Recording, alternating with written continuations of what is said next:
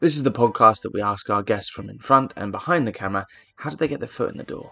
What was the key to unlocking their success? What's their story?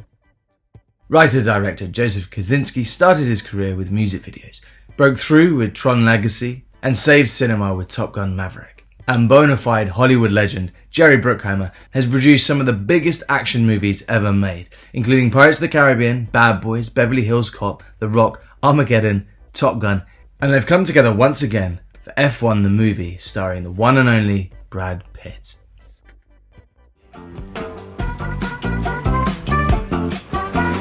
Okay, let's run. Be ready. Ready for what? Plant seeds for combat. You're crazy, bro. Take it out of my paycheck. We don't pay you enough. Never break the chain. Well, how much of the actual racing and sort of, there's obviously a couple of moments where there's a big crash and everything else, but Brad Pitt being in the seat of the car, how much of that is real? All of it. Wow. It looks it. Every time you see him in the car, he's in the car. He trained for 4 months along with them. We started him in a road car, then in a F4 car, F3, and finally into our car. So, and plus they had to train when they're not filming because he hit 5 Gs in those corners. It's brutal on your body. We beat him up pretty good. What's the difference between working with, say, Tom Cruise in a plane and Brad Pitt in a car? Are they similar in mentality? They seem to obviously want to do their own stunts. Who's more up for going out and actually doing their own bits and bobs? They're a lot more similar than I think people realize. Right. I think Brad has this kind of relaxed, slightly more easygoing exterior, but underneath there's a driven, hardworking filmmaker. He's also our producing partner on the film, but knows everything about the filmmaking process, was involved in the script from the very beginning all the way to, coming into the edit room where he was great there as well. So in his mind, there was no other version other than him driving this car. So he put in, like Jerry said, 4 months of training to get to that point. And, he happens to be kind of a phenomenally talented athlete. And so training him to drive one of these cars was possible. Well, you just think about it. He's going 180 miles an hour. He's got to hit a curve and brake down to 50, remember his lines, and remember he's acting.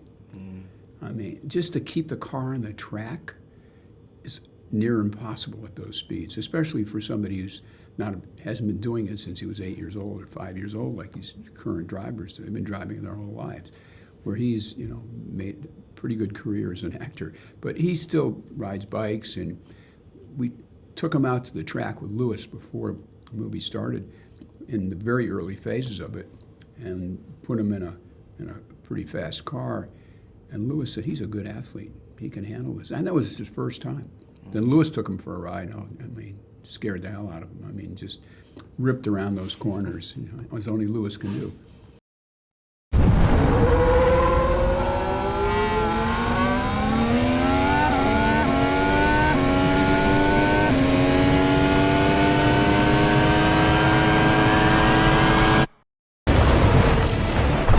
Oh my God. Now for a quick break. We'll be back to the episode shortly. If you enjoyed this episode and want to support us, get early access and exclusive content and episodes, click to join our YouTube channel and become a member now. Please leave us a positive rating. Add us on Instagram, Twitter, TikTok at lifeinfilmpod. Essentially, please like and subscribe everything. It makes a huge difference. Thank you. Life in Film has partnered with BetterHelp to provide you with access to the largest online therapy service in the world. And it can all be done from the comfort of your own home, from a phone, tablet or laptop. No commute, cutting down travel costs, and most importantly, it's affordable. With over 1,000 therapists in the UK, BetterHelp can provide access to mental health professionals with a wide variety of expertise in mental health. If you need someone to talk to and you're thinking of giving therapy a go, BetterHelp is a great option. And being a listener of the podcast, you get 10% off. That's 10% off your first month at betterhelp.com/lifeinfilm. That's betterhelp.com/lifeinfilm. We are sponsored by movieposters.com. Are you a movie fan? I presume you are. Well, at movieposters.com, you can shop for all your favourite posters in one place. The #1 source for high-quality, authentic movie posters. From new releases to cult classics and 100% authentic originals. Thinking of having a browse? Well, if you see a poster that tickles your fancy, as a listener of the podcast, you get 10% off. That's 10% off with promo code lifeinfilm10. That's promo code lifeinfilm10. So why not give it a go? And back to the show. Guys, this movie is a proper movie. A movie. And I saw it obviously in the IMAX. I had the same feeling I had when I watched Top Gun 2, which obviously you guys both worked together. And it just really, it took me, all the stunts, the car racing, everything else. You know, you've obviously got Top Gun 2 with planes, this is with cars. Is it a completely different dynamic to have to put something like this together with racing cars? Yeah, I mean, this was shot in a live sporting event. We shot this at the Grand Prix races and traveled with the teams all around the world. So rather than kind of being in control of our own schedule, we had to work within the slots of time that F1 would give us on the track. So sometimes we only had 10 minutes to shoot a scene. So, you know, actors normally get 10 or 15 takes or whatever it takes to get it right. Now it was like, okay, guys, we were going to get 2 or 3 shots at this. So, you know, having actors like Brad, Javier, Carrie, Damson, you know, of that caliber, they really stepped up. And I think you can feel there's a certain energy when you're under those sort of conditions that I wanted to capture and put on the screen.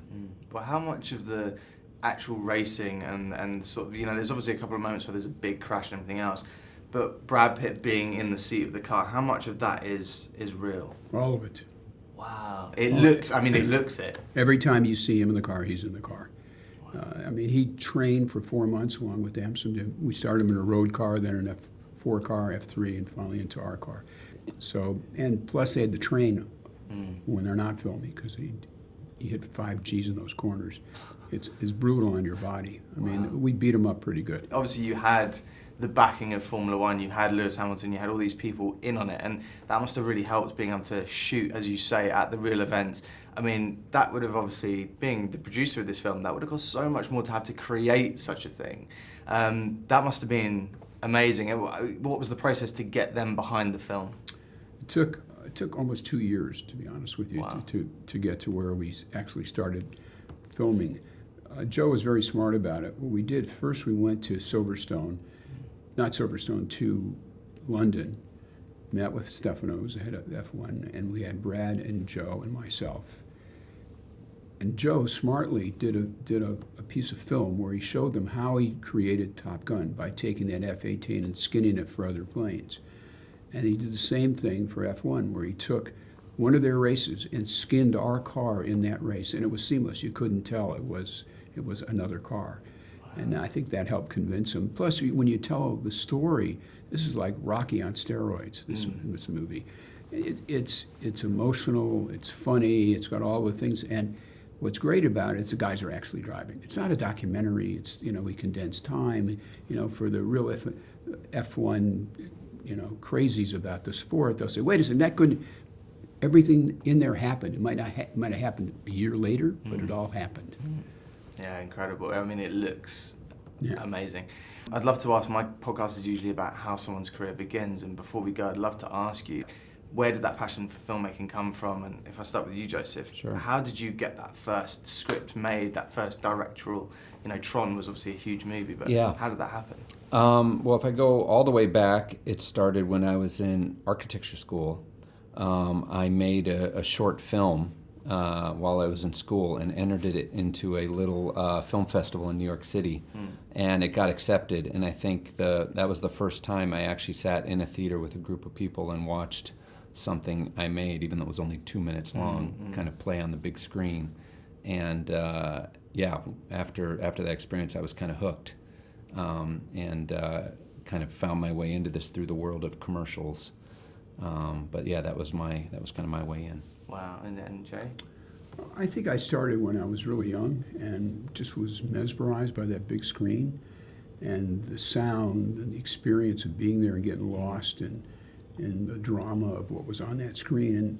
And F1 is that kind of movie where you get lost in it. It's got you want to see it on the biggest screen possible. You want to see a great theater with phenomenal sound. And that's what drew me into this business. It took me a long time to get to where I was actually in Hollywood, because I started in a mailroom in an advertising agency. But I always had my love for cinema.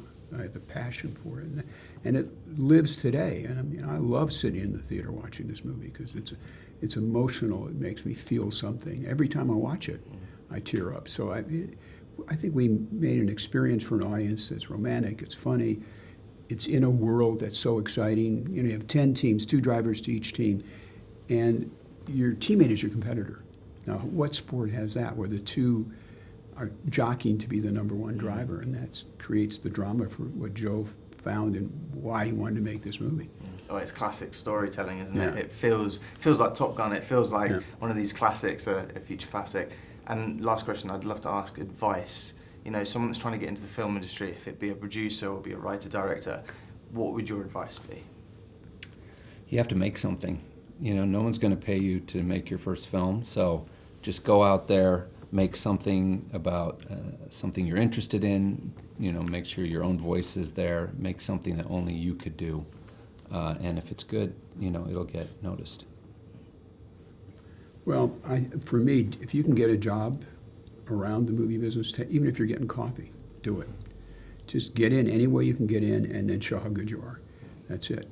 I heard an expression the other day that says, don't dress for the job you have, dress for the job you want. Right, yeah. So that's sort of Fake what it till it you is. make it, I guess. Yeah, Yeah. of course. If you enjoyed this episode and you want to support us, get early access and exclusive content, all ad-free, click and join the Life in Film YouTube channel and become a member now. Thank you to our guests Joseph and Jerry, and to their team Charlie and Izzy at Organic PR. As always, thank you to our sponsors, movieposters.com and BetterHelp. Get 10% off with our discount codes now.